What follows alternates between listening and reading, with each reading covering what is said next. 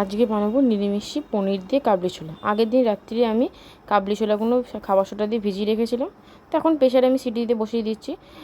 পরিমাণ মতো জল দিয়েছি, তিনটে কাঁচা লঙ্কা দিয়েছি, নুন দিয়েছি, আর চামচটা দিয়েছি হচ্ছে যাতে ফেনা ঠান্না বেরিয়ে আসে।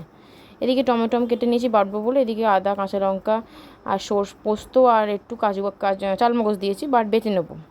নিয়ে পনিরগুলো ধুয়ে নেবো, কেন বাইরেকার পনির তো অনেক রকম হাত দেয়, ধুয়ে আমি এবার পনিরগুলো কিউব করে কেটে নিয়েছি। দিয়ে কড়াইতে আমি সর্ষের তেল গরম করতে বসিয়ে দিয়েছি।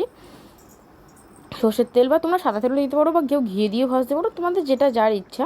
আমি এখানে সর্ষের তেলই দিয়েছি। এবার পনিরগুলো দিয়ে আমি লাল লাল করে ভেজে নেবো, হালকা লাল, বেশি লাল করবো না। এবার ভাজা পনির অনেক সময় থাকলে কী বলো তো, একটু শক্ত হয়ে যায়। ওই জন্য একটা বাটিতে আমি একটু লঙ্কা গুঁড়ো আর নুন দিয়ে জল নিয়ে নিচ্ছি। ওই জলটার মধ্যে, ঠান্ডা জল, ওই জলটার মধ্যে পনিরগুলো ভেজে তুলে নেবো।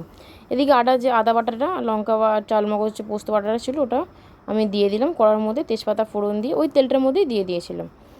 দিয়ে ভালো করে নেড়ে এবার টমেটো বাটাটা দিয়ে দেবো। দিয়ে এবার হলুদ ভালো করে কষিয়ে নিয়ে আমি একটু হলুদ গুঁড়ো, কাশ্মীরি লঙ্কা গুঁড়ো, ধনে গুঁড়ো আর জিরে গুঁড়ো স্বাদ মতন দিলাম। দিয়ে ভালো করে কষিয়ে, আবার আগে থেকে আমি 2টো আলু সেদ্ধ করে রেখেছিলাম এই কাবলি ছোলাতে দেবো বলে। তো সেদ্ধ করা আলুগুলো আমি হাতের সাহায্যে চটকে নিয়েছি। এবার 2টো খোলা ছিল, খোলাগুলো ফেলে দেবো, খোলাগুলো মুখে বলে বাজে রাখবে। তো আলুটা কেন দিচ্ছি, অনেক সময় আলুটা দিলে কাবলি ছোলার ঝোলটা পাতলা, আলুটা দিলে কি কাবলি ছোলার ঝোলটা একটু মাখো মাখো হয়, বেশ খেতে টেস্টও লাগে।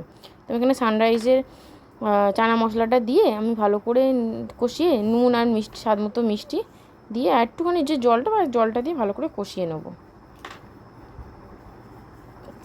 দিয়ে এদিকে কাবলি ছোলাটা আমার সেদ্ধ হয়ে গেছে, দেখো কতটা নরম হয়েছে কাবলি ছোলাটা।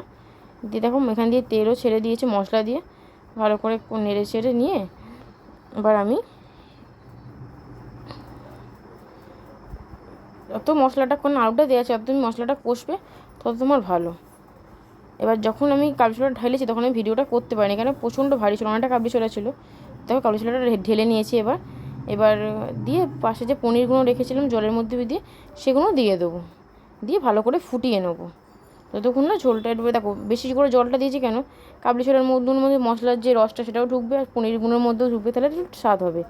দিয়ে একটু ভালো করে ফুটিয়ে আমি নামিয়ে নেবো। দেখো আলুগুলো দিয়েছি, ঝোলটা মাখো মাখো হয়েছে।